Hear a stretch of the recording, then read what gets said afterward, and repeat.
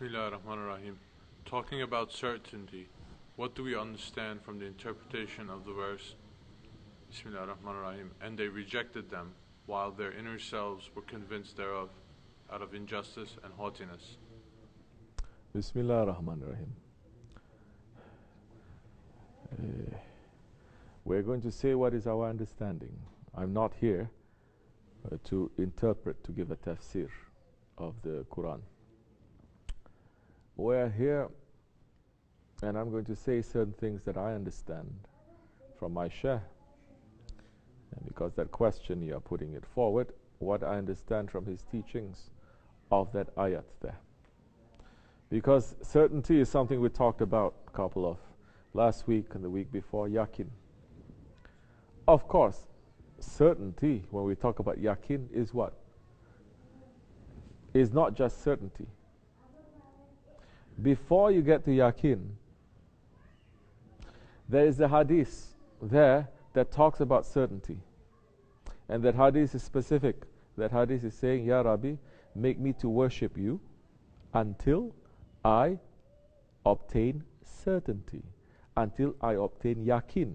So it is through worship of Allah that you gain certainty. You don't just worship, you worship until you gain certainty. So this certainty is not certainty of your nafs, of this dunya, not certainty of the ego, not certainty of shaitan, not certainty of evil. It is certainty of Allah, certainty of haqq. Because you can have certainty, but if you use it for the ego, use it for shaitan, it's going to bring you to the direct opposite of where we are going to be when we're worshipping Allah. So that ayat is saying, Bismillah ar-Rahman ar-Rahim. That ayat is saying, certainty. Who is that? As far as I know, that ayat, it is referring to Musa alayhi salam and Firaun.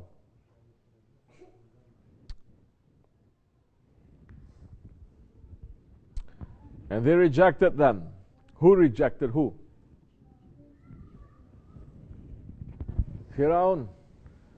And those who are supporting Firaun rejected them. Who is them? Musa alayhi salam. And those are the ones around him, holy ones, like his brother Harun and all the other believers who are following in the way of Allah. There is that word yaqeen there, certainty, convinced. Allah subhanahu wa ta'ala is saying that Firaun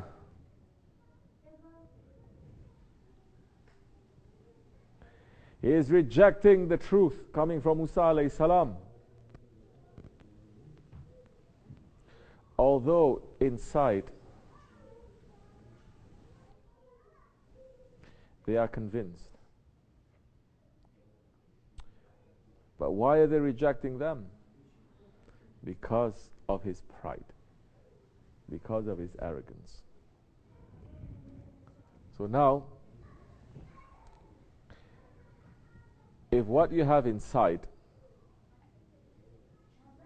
is not going to show in your behavior, in your actions, in how you deal with the world, if you are not being sincere, if you are not looking to your heart to guide you, then your nafs is going to guide you. Your anger or your arrogance is going to guide you. Or this world, this dunya is going to guide you. So now,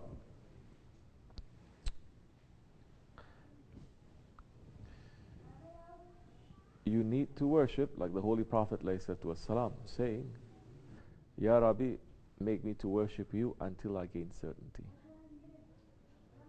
But that certainty there that Firaun has, it is not because of worship. That certainty there is just his spirit that is knowing what is haqq and what is batil. But his arrogance is so high that it's pushing his conscience, his spirit down, pushing it and choking it, not letting it to be free, but letting his arrogance and his pride to be free. So many people, they are like this. Allah is not just saying Firaun. That's why the sheikhs, they say, everyone, if you're not thinking that you are worse than Firaun, your nafs is worse than Firaun, worse than Shaitan, worse than Abu Jahil, worse than Nemrut. If you don't think that way, you're not going to get faith. Because through that ayat, Allah is teaching us. How many people they are like that? They know what is right and they know what is wrong. But they are too proud to admit it. And they reject them.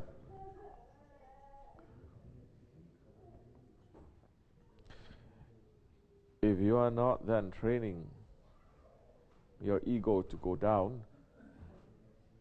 and giving freedom for your spirit to rise up, you can have all the understanding in the world. It is not going to save you. Because all your understanding is just being choked by your arrogance and by other wrong characteristics. It means nothing. It's like the drowning man. He knows how to swim, but his pride is preventing him to swim. He's going to drown. Doesn't matter which lineage he comes from, how much knowledge he has. He's just going to go down. May Allah forgive us, inshallah. وَمِنَ اللَّهُ تَوْفِيقِ الْفَاتِحَةِ. This much is enough. Assalamu alaikum. Have a good night.